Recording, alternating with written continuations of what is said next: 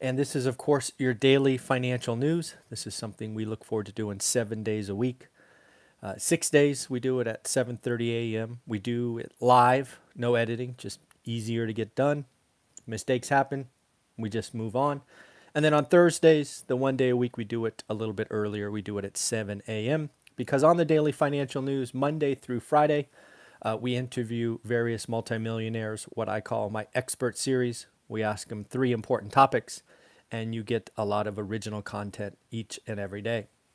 Saturdays are a big day. They're a lot of fun because right after this episode at 8 a.m. Pacific, we will do a 60-minute live Q&A. I collect questions throughout the week, and then we do a live show where 90% of the time I'm able to answer each and every question. So if you haven't sent me a question, join the live broadcast, and you'll be able to leave it right there in the comments and move forward. And then at 9 a.m., I go ahead and have a chat with my students in a very private, small kind of private Facebook group, which is a lot of fun.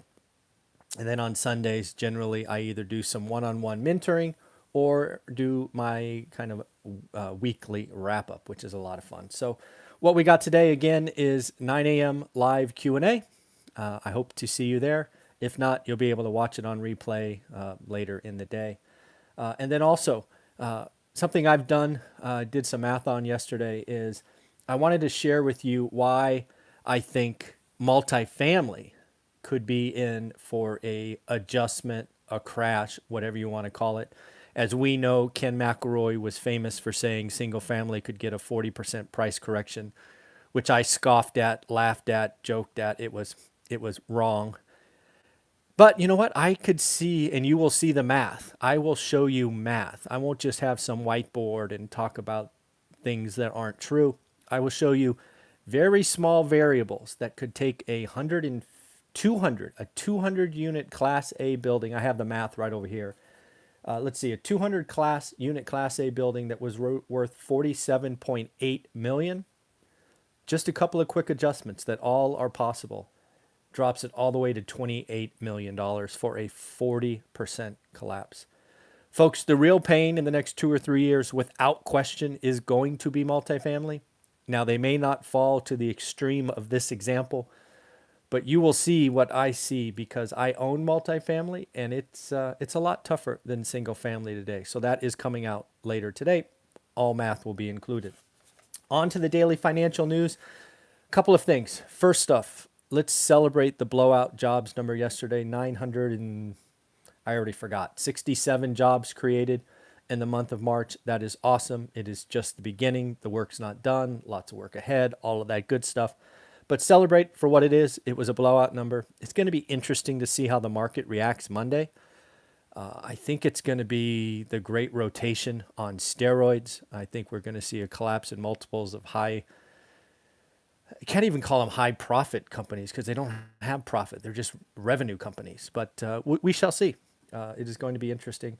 But the other thing I think that is going unspoken, I think is going to surprise the Fed and is going to have implications for you and I, is I think what we're about to see is a year of wage inflation. One of the things that I am kind of looking at is I'm starting to see, and again, just in my little view and from talking for folks around the country, is it is harder than expected to hire people. So as people race to hire people, I suspect wages will go up and we will have real wage inflation. Wages typically are up 1 or 2% a year. It would not shock me if we look back on 2021 and we see wage inflation at 4 or 5%. That is important because when you have that kind of wage inflation, it really does ripple through the entire system and carries inflation farther. The Fed doesn't think inflation is there because, frankly, we haven't had wage inflation, so people can't pay more. But if we have wage inflation, it is the kindling, the wood to really get inflation going. And you know what? We could have it come very shortly. Again, hiring is coming back. The other thing that will happen is as you hire and have grand openings, as the employer, as the person looking, you are going to look to hire the best, the most talented, the ready to go. When we were last in this crisis, we were at 3.5% unemployment, and some people were just taking any heartbeat. People with the greatest skills, the greatest experience are going to be hired first. If you're passionate, willing to go, you're going to get a raise, and it is going to be, again, good time going forward. We should have over 1 million folks added in the month of April. I am looking forward to that number. Next up, one of the things to realize and why I'm excited about the GDP number potentially being 10% in Q2 is just understanding how all of that works. GDP is this big old bucket of the American economy. And really, we should talk about the world economy, but I only have the numbers for the US. This is a worldwide thing. When you have a big old GDP growth like that, what really happens is inside that number, all the companies, right? Companies' revenues go up. Typically speaking, revenues are up about 2 to 3% for every GDP point because you have government spending and other stuff in there. And then you have profits. I don't know if profits are going to carry through this time, but generally speaking, GDP up, revenue up, profits up. I think this time is different. One of the things we have heard, or I've been telling you for the last 3 or 4 weeks, is the next 12 months won't be like the last 12 months. And this is what I mean in this example. I believe there's going to be lots of margin pressure. I believe the price elasticity of goods, lumber, housing, oil, shipping, all of those things, I believe companies are going to collapse profits before they raise prices. But if they collapse profits because of input costs and then they have wage inflation on top of that, prices are definitely going to go up. There's going to be a lot of news coming out on Wednesday from the Fed. That is when they are releasing their notes on their last meeting. What I'm going to be looking for is how much tension was there around what they call their dot plot. It's just this, I don't know, they try to make it sound super sexy, but basically it's a bunch of Fed presidents saying where they think where interest rates are going. And last time, remember, there were 3 people that said interest rates will go up next year, even though the Fed and Powell are saying no, no, no, later, later, later. There's 3, maybe it was 4, it might have been 4, saying rates are going to go up next year, which I believe as well. I think rates go up in 2022. But I'm going to wonder how much tension there was around that, right? How much discussion? Or was it just, don't talk about it. That's going to be interesting for me to read. We do have an important number coming out on Friday around the economy. It is PPI, Producer Price Index. I expect it to be muted, but I expect it to be a raging inferno in about 2 or 3 months. I think a lot of these numbers looking back are going to be kind of historical, the dark time. Remember, we're standing right on the edge. We're gonna make that transition shortly. But the economic numbers looking backwards, they're still from the dark period or winter, if you will.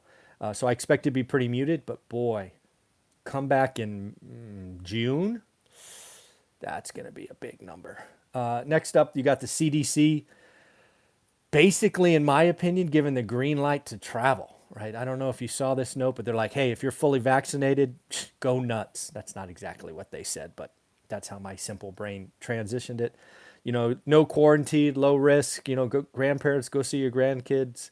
Let's start this engine again. I've told you about hotels and airlines and hiring back and all of this. We are going to transition. It is going to be glorious, but it is, it's going to be something to watch. I fully expect record grand openings and things of that nature. The other thing to talk about here is we introduced the KShape Recovery about a year ago, and we've been talking about it longer than anyone else.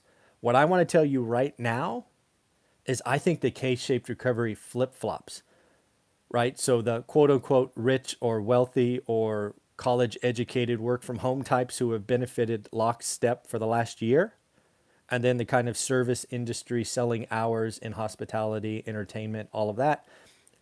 I think the next 12 months could see a flip in that. Wouldn't that be wild?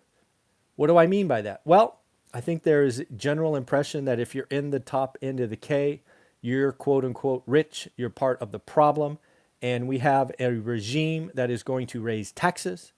There is going to be higher cost of capital, right? Interest rates will go up. So if you want to borrow to do a business or buy a house, they're going to go up.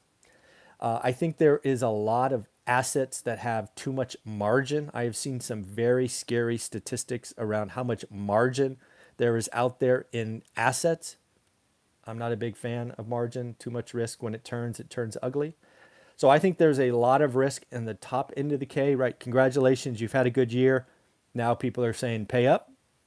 Flip flop it to the bottom end of the K. Again, it won't be equal for everyone. It never is. Life isn't fair. Sorry about it. But you're going to have higher job prospects. Maybe you were, I don't know. I don't want to guess.